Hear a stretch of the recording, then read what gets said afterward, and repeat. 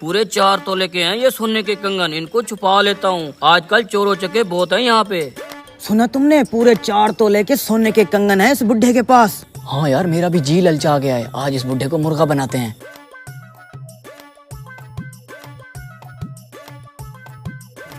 बाबा जी कितनी देर है ट्रेन को? पता नहीं बेटा, मैं भी ट्रेन के इंतजार में बैठा हूँ। मैं स्टेशन मास्टर से पता करके आता हूँ। तो कहाँ जा रहे हैं आप? मैं तो शहर जा रहा हूँ किसी काम से। अरे वाह, क्या इत्तेफाक है, हम भी शहर ही जा रहे हैं। अच्छा बेटा। यार ट्रेन तो 2 घंटे लेट है, हमें बस या रिक्शे पे जाना पड़ेगा। शिट यार, ऐसा करते हैं फिर रिक्शे पे चलते हैं। आपने भी शहर ही जाना है ना, क्यों ना हम साथ में ही चल लें, गपशप भी हो जाएगी और 3 जने जाएंगे तो रिक्शे वाला किराया भी कम लेगा। अच्छा वैसे मुझे भी जल्दी है, ट्रेन पता नहीं कब आए। चलें फिर? चलो जी। यहाँ तो कोई रिक्शे वाला भी दिखाई नहीं दे रहा। थोड़ा आगे चलते हैं, कोई ना कोई मिल जाएगा। काफी सारा सफर कर लिया है, अभी तक कोई रिक्शा नजर नहीं आया। आ जाएगा बाबा जी, आ जाएगा। वैसे आप शहर क्या करने जा रहे हैं? बेटा मैं ये सोने के कंगन बेचने जा रहा हूँ।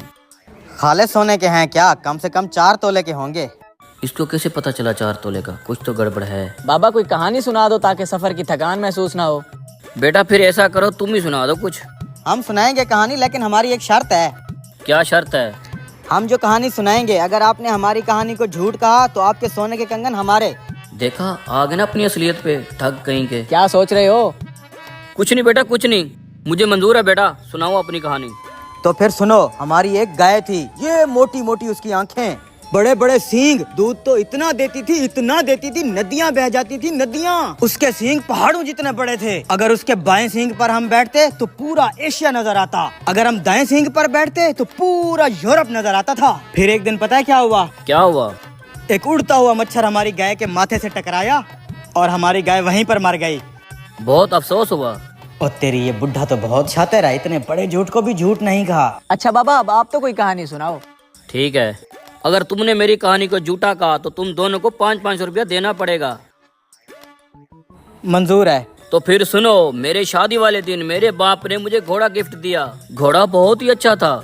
एक दिन गांव के अंदर उसकी दूसरे घोड़े के साथ लड़ाई हो गई, उसके माथे पे जख्म हो गया। फिर एक दिन बारिश आई, बारिश का पानी पड़ते ही घोड़े के जख्म से कपास का पौधा निकल आया। उस पौधे पे इतनी कपास लगी, इतनी कपास लगी, हमारे सारे गोदाम फुल हो गए। लोग दूर दूर से उस घोड़े को देखने आते। फिर हमने उस कपास के 2 रंग के कपड़े बनाए, एक काला एक सफेद। फिर एक दिन अचानक सारे कपड़े चोरी हो गए।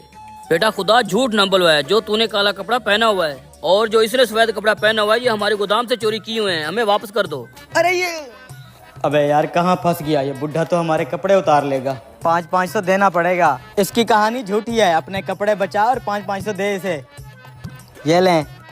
ये लो। अब चलो बेटा, शहर में जाके मैंने ये कंगन बेचने हैं, फिर किसी होटल में बैठ के खाना भी खा लेंगे। आजो। इसे कंगन बेचने देते हैं, जैसे ही पैसे इसके हाथ में आएंगे हम कोई और दाव खेल के पैसे हथिया लेंगे। बेटा तुम यहीं रुको, मैं सुनार को कंगन बेच के आता हूँ। ठीक है ठीक है। सलाम वालेकुम। वालेकुम सलाम जी हजूर। दरअसल मैं अपने ये दोनों नौकर बेचना चाहता हूँ, आपकी दुकान पे काम करेंगे और आपकी खिदमत करेंगे। ठीक है, मुझे नौकरों की जरूरत है। कितने पैसे मांग रहे हो एक के? 1 मिनट बेटा, एक को बेचू या दोनों को? ओ बाबा, दोनों को बेच दे, एक को फिर कहाँ रखेगा? दोनों बिकना चाहते हैं, दोनों का 10,000 लूंगा। 8,000 दूंगा। दे दो, जल्दी करो। ठीक है, आप संभालो दोनों को।